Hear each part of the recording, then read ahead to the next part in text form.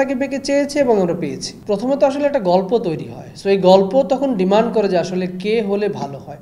So আমি মনে করি প্রত্যেকটা মানুষই এই যে তার গল্পটা যখন দাঁড়াবে সেই গল্পের বেস্ট অপশন কি সে তো সেটাই চাইবে। সো চাইলেই যে পাওয়া যাবে তা না তো। সো আমরা হয়তো বা সেই বেস্ট অপশনটা সাকিব ভাই ছাড়া, তো আমি বলবো যে আমরা ইন্ডাস্ট্রিতে বেস্ট অপশন অবশ্যই সাকিব ভাই ছাড়া কেউ নেই। সো সেই জায়গা থেকে আমরা সাকিব ভাইকে চেয়েছি এবং আমরা পেয়েছি। সো এটা খুব সহজ বিষয় যে আমার গল্পে ওনাকে প্রপারলি ডিমান্ড করে এবং উনি সেটাতে এগ্রি করেছেন এবং আমরা ওনাকে পেয়েছি এবং আমরা ওনাকে নিয়ে কাজ করছি। সো এটা খুব সিম্পল। বিগ অ্যারেঞ্জমেন্ট, প্রয়োজন অনুযায়ী বাজেট।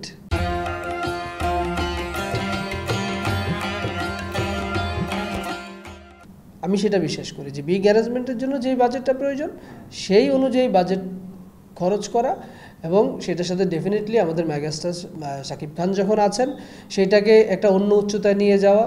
কারণ আমরা সবাই জানি যে সাধারণ দর্শক থেকে শুরু করে সাকিবিয়ান থেকে শুরু করে একটা বিশাল ফ্যান বেজ ওনার আছে, এবং সাকিব ভাইয়ের সিনেমা আসলে মানুষ এমনিতেই হলে যায়।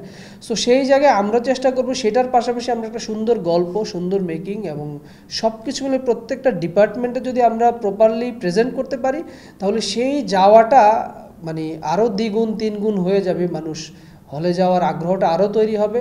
এবং সেই জায়গা থেকেই আমরা আসলে মনে করি যে এটা ওভারঅল একটা গুড প্যাকেজ যদি আমরা সেটাকে সুন্দরভাবে দর্শকের সামনে উপস্থাপন করতে পারি।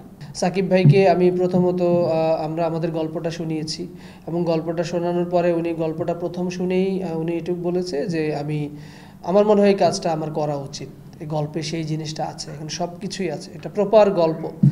সো এটা আমাদের জন্য আমরা লাকি বলবো। এবং পরবর্তীতে আমরা যেটা হয়েছে উইদিন 7 ডেজের মধ্যে ওনার সাথে উনি আমাদের কিছু কাজ দিয়েছে যে তুমি এই জিনিসগুলো গুছাতে পারবে না, দেখি তোমরা কতটুকু ক্যাপাবল। এবং আমরা উইদিন 5 ডেজের মধ্যে আমরা সব কিছু গুছিয়ে ওনাকে জানিয়েছি এবং উনি ভেবেছিল যে হয়তো বা আমরা আরও সময় নিব। যাক, আমরা 6ষ্ঠ দিন আমরা মিটিং করলাম এবং ওনাকে আমরা প্লেস করলাম যে আমরা এই জিনিসগুলো করেছি এবং উনি হ্যাপি হয়েছেন এবং উনি বলেছেন যে না, তোমরা আরও অনেকগুলো অপশন নিয়ে এসছো। সো আমার কাছে মনে হয়েছে যে তোমরা টিম হিসেবে ক্যাপাবল আছো এবং তোমরা এই কাজটা সুন্দরভাবে করতে পারবে, এবং আমি যেভাবে চাই বা এই গল্পটা যেভাবে ডিমান্ড করে সেটা তো সেইভাবে তোমরা হয়তো বা করতে পারবে আশা করি। সো চলো আমরা একসাথে কাজটা শুরু করি, এবং আমরা সাইনিং করলাম। সারা জীবন আমি যেটা চেষ্টা করি সেটা হচ্ছে গল্প বলা। সো আমি সেই জায়গাটাই এস্টাবলিশ করতে চাই, আমি আমার গল্পটাই বলতে চাই, দর্শক যাতে গল্পের মধ্যে থাকে, এইটা ফার্স্ট অফ অল। আর দ্বিতীয়ত হচ্ছে যে আসলে দিন শেষে আমরা আসলে কী ধরনের সিনেমা কোন মাধ্যমের জন্য করতে চাই এটা ইম্পর্টেন্ট। সো আমি যখন সিনেমা হলের জন্য সিনেমা করব, ডেফিনেটলি আমাকে সেখানে একটা বাণিজ্যের একটা বিষয় আসবেই। সো আপনি যখন বিজনেস প্রসপেক্ট থেকে সিনেমা করবেন, সো আপনাকে কিন্তু হলে দর্শক আনতে হবে এবং আপনাকে টিকিট সেল করে এবং নানা ধরনের বিষয়ের মাধ্যমে আপনাকে সেই টাকাটা উঠাতে হবে। সো বাংলাদেশে এখন ওই জায়গাটায় পৌঁছায়নি যে আমি খুব শখ করে একটা সিনেমা বানালাম, সেটা আমি ঠিক আছে আমার টাকা উঠলে হবে না, বিষয়টা এরকম না।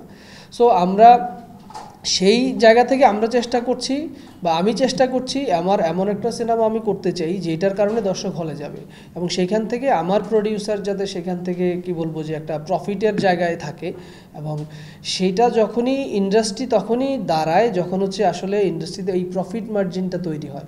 একটা প্রজেক্ট করার পরে সেখান থেকে প্রফিট আসবে, তাহলেই তো মানুষ ইনভেস্ট করতে রাজি হবে। সো এইটা একদমই আমি বলবো যে আর্টস অ্যান্ড কমার্স দুইটার মিশেল করেই আসলে আমাদেরকে আগাতে হবে।